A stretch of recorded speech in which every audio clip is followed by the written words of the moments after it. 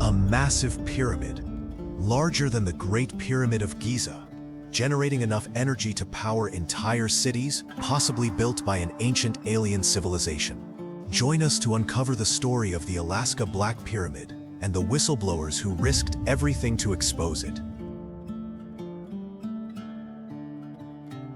The story begins in September 1989, when Doug Muchler began his new assignment. He was a counterintelligence officer, posted at Fort Richardson, near Anchorage, Alaska.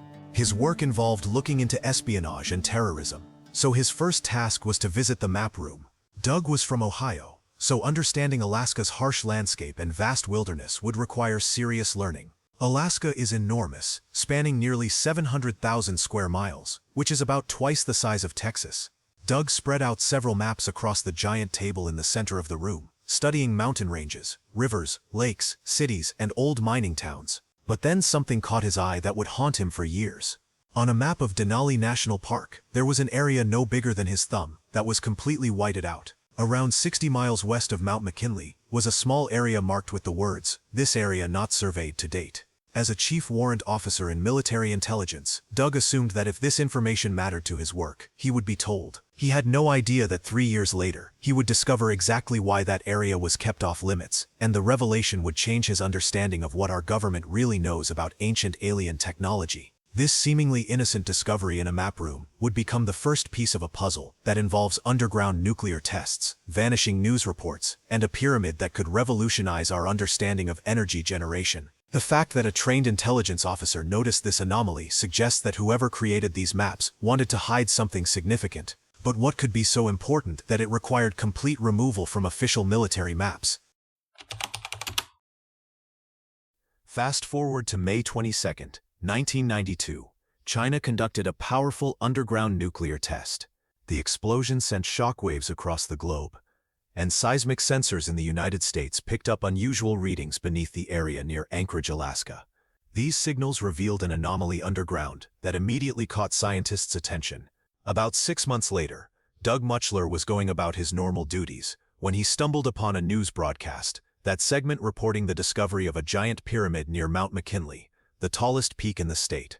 The report stood out to him because he remembered a blank section on a military map located in the same region.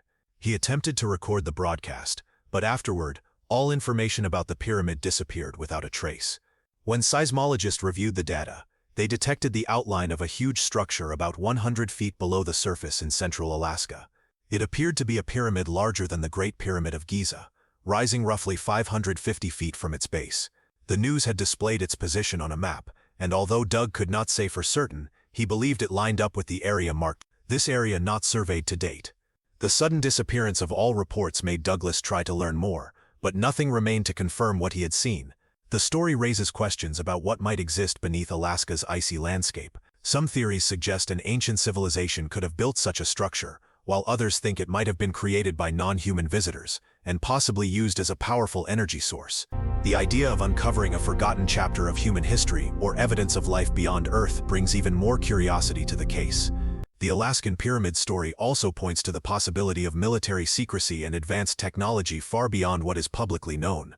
Discovering a new kind of energy source or proof of an ancient or extraterrestrial culture could challenge long-held beliefs about our origins and our place in the universe. This mystery continues to push the limits of what we understand and hints at discoveries that could influence the future. Determined to get to the bottom of this mystery, Doug decided to take direct action. The following day, Douglas, full of curiosity and determination, went to a local TV station. He hoped to get copies of news segments that had aired recently. What he encountered instead was a wall of denial that confirmed his worst suspicions about a cover-up. The person in charge told him that the story he was asking about had never aired on their channel. They also claimed to have no information about it at all. As he tried to make sense of this response, a small break came his way. A station employee, likely someone working behind the scenes, quietly approached him. This person admitted that the segment had indeed been broadcast. But soon after it aired, 2 unknown men arrived at the station. These men, who were not part of the staff, collected every piece of footage related to the report and took it away. The employee added that management had ordered everyone to stay silent about the broadcast from that moment on. Now even more determined to uncover what was happening, Douglas reached out to Linda Moulton Howe, a reporter known for investigating unexplained events. Linda found his account compelling and began looking into it. Before long, she received a call from someone who refused to give a name. The caller shared a story about his father, a former Navy serviceman, who had been recruited for a top-secret project in Alaska, and if you've made it this far, it means you really care. Don't just stop at the like button, hit that hype when you watch on your phone too. It only takes a few seconds, but it helps this video reach way more people. And now, continue. Doug continued his normal duties at Fort Richardson, but the mystery of the pyramid consumed his thoughts. Then, about a year later, he received orders sending him to Fort Meade in Maryland, the location of the National Security Agency. In 1993, Doug Muchler arrived at Fort Meade. Although the base is known for housing the NSA, Doug said he worked for a nearby unit, not for the agency itself. Fort Meade also held an enormous warehouse filled with files. It was a massive archive covering countless government activities, with many documents classified. Doug stayed calm and professional. He introduced himself to the archivist and showed his identification. He asked if there were any files related to archaeological sites in Alaska. He avoided mentioning the pyramid or anything specific. The archivist showed no reaction. He wrote down a few reference numbers and gave Doug a slip of paper with the floor, row, and shelf. Doug felt he was finally making progress. He located the Alaska files, selected several folders, and sat down in a reading room. But he never got the chance to read them. As soon as he opened the files, two men walked up behind him. Doug said he could sense their presence before he saw them. One of them said he did not have permission to view that material. Doug turned to face them and explained that he was only looking at archaeological information about Alaska. They replied that they knew exactly what he was searching for, and ordered him to leave the building right away. When he asked why, they answered that certain people did not want anyone interfering with activities in that region anymore. Doug tried to ask who they meant, but the two men, who acted like classic men in black, seemed to realize they had slipped up. Doug exited the warehouse, returned to his regular duties, and stayed silent. But after leaving the military, he finally told his story. According to him, not only does the pyramid exist, but the military knows its precise location. They also know the purpose of the structure, because they are the ones operating it. When Doug Muchler decided to share his story with the public, he chose someone he believed would take it seriously. He contacted Linda Moulton Howe. Anyone who follows UFO reports or listens to Coast AM knows her name. She is an investigative journalist who has spent years examining UFOs, unusual events, and secret programs. She is also known for confirming details before reporting them. When Doug reached out, she requested copies of his identification, addresses, phone numbers, and most importantly, his DD-21-4. This military form lists a person's entire service record. Doug provided it, confirming that his background was real. After Linda released his account, more people stepped forward with their own experiences involving the Dark Pyramid. Marty Johnson and Lee Pearson's stories were shared through their sons, who had heard them directly. Linda also heard from a retired Navy captain, who had been stationed in Alaska. He explained that aircraft often lost communication while flying over an area east of Unalakleet and west of Mount Denali. Radar readings showed intense electromagnetic activity coming from that region. When he saw the report about the Chinese nuclear test, he wondered if the pyramid was responsible. He reported his concerns to his superior, but soon after, he was ordered to remain silent or face court-martial. Lee Pearson's son, Bruce, fully believed what his father had told him. He even thought he had enough clues to locate the Dark Pyramid himself. Bruce decided to test the information. He traveled to Alaska, hired a small plane, and searched the area his father described. If there had ever been a base, he expected to see signs of activity. After nearly 2 hours in the air, they spotted a patch of land that looked carved into straight lines. Bruce told the pilot to circle back. The shape was not perfect, but there were clear right angles. On another pass, they discovered the remains of an old road that did not appear on any modern maps. Even more surprising, they found the remains of an airstrip that was also unmarked. This meant that at some time in the past, someone had used that location for a purpose now unknown. The closest official road is nearly 100 miles away. This area is close to the coordinates given to Linda by another retired Navy officer. Using Google Earth, some people claim to see faint outlines of what may have been a compound or man-made structure. One person even attempted to verify the site in person. In May 2020, Nathan Campbell hired a plane to drop him near Caribou Lake in Denali National Park, only a few miles from the supposed location. He told the pilot to return for him in 4 months, but after a few weeks he stopped sending updates. A search team later found his camp. His supplies were still there, but he was gone. His journal's final note read, "Went to get water." Nathan has never been found. Some believe he reached the location of the Dark Pyramid and was removed. Back in the late 1970s, Bruce Sr., who had served in the Navy during World War II, had settled into a new life in Alaska. There, he became close friends with an Air Force pilot. This pilot had also fought in the war, working on a ship that searched for enemy vessels. Their shared experiences brought them together and strengthened their friendship. As they grew closer, the Air Force pilot asked Bruce Sr. to help with a special assignment. Bruce was told it was a simple task involving the delivery of machine parts to a location in Alaska. At first, he assumed it was routine work related to maintaining the DAW line. The DAW line was a large network of radar stations built in the 1950s, stretching from Alaska to Greenland. Its purpose was to detect nuclear threats from the Soviet Union as early as possible, making it a major part of North American defense during the Cold War. But while preparing for the trip, Bruce began to feel that something about the assignment did not add up. The secrecy surrounding it, and the limited details he received made him think the job might involve a classified project. This sparked his curiosity. He knew Alaska played an important role in radar surveillance, but he also wondered if there were other military or scientific operations happening out of public view. The DW line represented advanced Cold War technology and political tension, and Bruce's task of delivering parts to a hidden location showed how complex military operations could be. It also made him question what other activities the military might be carrying out in Alaska beyond what was publicly known.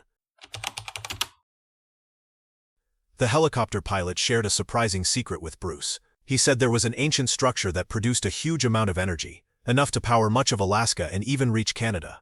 But as they approached the site, the helicopter began to malfunction. The instruments became unreliable. The radar shut down, alarms went off, and the compass spun wildly. They had to rely only on what they could see outside. When they arrived, Bruce noticed they were carrying 3 heavy, well-built metal cases. Another aircraft had followed them the entire way as protection. They landed in a snowy area with a few buildings, including a small office, a fuel depot, and a garage.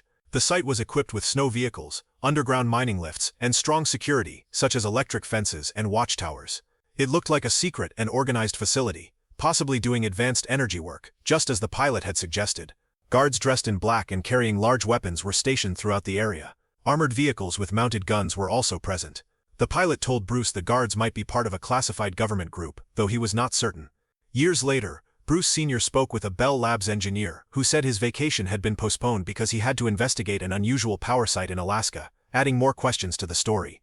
The mystery grew when a woman contacted Linda several years later. She claimed she could do remote viewing and described the same pyramid-like structure Bruce had learned about. She spoke of a hidden compound with a mining elevator, electric fences, and warning signs. She said a group, led by someone who did not seem fully human, traveled deep into the site using an elevator that went about 150 feet underground. They entered a room filled with computers and a large window that looked out at the pyramid. She believed the structure drew energy from the Earth and acted like a large energy transformer. She also thought UFOs could use this energy by flying over the pyramid to recharge. The involvement of remote viewing in the Alaska Black Pyramid story links it to one of the most debated intelligence programs in history, Project Stargate. This classified CIA effort ran from the 1970s through the 1990s and explored whether psychic abilities, especially remote viewing, could be used for national security. Remote viewing refers to the claimed ability to perceive distant places or events through extrasensory means. While mainstream science doubts these abilities, the CIA's long-term support of Project Stargate shows that some findings were considered strong enough to study for many years. Pat Price was one of the most notable and controversial remote viewers in the program. His reported accuracy made him valuable to intelligence work, and his sudden death in 1975 has fueled speculation ever since. His reported viewing of an installation in Alaska adds weight to later accounts about the Black Pyramid. Declassified Project Stargate files show that Price carried out remote viewing sessions for several high-interest sites. One of these locations was Mount Hayes. Price claimed to see a large underground base occupied by beings that looked partly human but had distinct differences, including unusual eyes and internal structures. This raised questions about whether they were an advanced subspecies or extraterrestrial. The CIA's interest in his Alaska reports suggests they had concerns about unusual activity in the region long before the Black Pyramid story surfaced. Mount Hayes is close to the coordinates associated with the Black Pyramid, suggesting Price may have been describing the same installation or a related one. The similarity between his descriptions and later testimonies strengthens the story. Price also reported that the beings could influence human thoughts. If true, such abilities could help explain how operations in Alaska stayed hidden for decades by affecting witnesses and protecting the site from exposure. His sudden death at age 57 came when his abilities were reportedly at their strongest, leading some to believe that he may have uncovered information considered too sensitive to be public. The connection between Project Stargate and the Black Pyramid shows that intelligence agencies took remote viewing seriously despite public doubt. The fact that different remote viewers describe similar facilities in Alaska suggests either a coordinated effort or genuine psychic perception. The woman who contacted Linda Moulton Howe with her own remote viewing account continued the pattern established during Project Stargate. Her detailed description of underground rooms, equipment, and procedures matches earlier reports. She also described being led through the facility by non-human beings, echoing Price's observations near Mount Hayes, and suggesting ongoing involvement of advanced entities in the region. Archaeological discoveries across Alaska add an important layer to the Alaska Black Pyramid story. Evidence shows that the region was home to advanced ancient cultures rather than simple hunter-gatherer groups. Excavations have uncovered infant burials more than 11,500 years old, indicating long-term human presence and complex cultural practices. Artifacts from the Yupik people, some over 3,000 years old, reveal impressive craftsmanship, including carved tools, weapons, and ceremonial objects that required advanced skills. Sites like Petroglyph Beach contain detailed rock carvings showing symbols, astronomical observations, and figures some researchers believe may depict advanced technology. A well-preserved wooden bow from the late 1500s found in Lake Clark National Park shows a strong understanding of engineering and aerodynamics. Totem poles, carved from single logs, required skillful design and construction and often served as historical records, with some researchers proposing that certain carvings may encode information about early contact with non-human beings. Many indigenous groups in Alaska have oral histories describing encounters with beings from the sky or underground. These stories appear across multiple tribes with consistent details, suggesting shared experiences rather than isolated myths. Their references to underground locations align with claims about the Black Pyramid. Other archaeological findings include stone circles that may have been observatories, underground chambers with ventilation systems, and foundations of unusually large buildings. Evidence of long-distance trade, navigation skills, and advanced metallurgy further supports the idea that ancient Alaskan cultures were more technologically capable than often assumed. Some discoveries predate accepted timelines for advanced civilizations in the Americas by thousands of years. Clusters of sites appear in regions associated with the Black Pyramid story. Permafrost preservation has also revealed wooden tools, leather items, and food remains in exceptional condition, offering insight into daily life and capabilities. Taken together, these findings create a context in which the Black Pyramid narrative becomes more plausible. If ancient Alaskan cultures possessed advanced knowledge and possibly interacted with non-human intelligences, an ancient power source beneath Alaska becomes less unlikely. Several archaeological sites remain restricted or only partly revealed, suggesting there may be more evidence that has not yet been made public. Now, the Black Pyramid is not the only unexplained structure in the world. Pyramids appear in many places, not just in Egypt and Mexico. China has several large pyramids, but most are covered with vegetation and closed to the public. Indonesia has also revealed pyramid sites in recent years. These hidden and unusual structures show that ancient people were skilled builders with strong knowledge of design and construction. They suggest that long ago cultures across great distances may have shared ideas and techniques. As we continue to study these sites, we begin to question what we truly know about human history. Some researchers believe these pyramids may have been created by an advanced civilization that survived a major disaster. They may have built these structures to preserve important knowledge. Others think the builders could have been linked to the legendary Atlantis, a group that may have escaped a massive flood and passed their skills to different ancient societies. Exploring these pyramids and the networks beneath them feels like moving through different countries and different eras at the same time. It challenges our assumptions about ancient cultures, their abilities, and how they may have been connected across the world. These structures stand as quiet reminders of a distant past, and as we uncover more chambers, map more tunnels, and use new tools to study them, we move closer to understanding the purpose of these remarkable buildings. They encourage us to keep searching, keep learning, and continue being curious about the ancient world. When Linda Moulton Howe revealed the Dark Pyramid story in 2012, it spread quickly, and it makes sense why.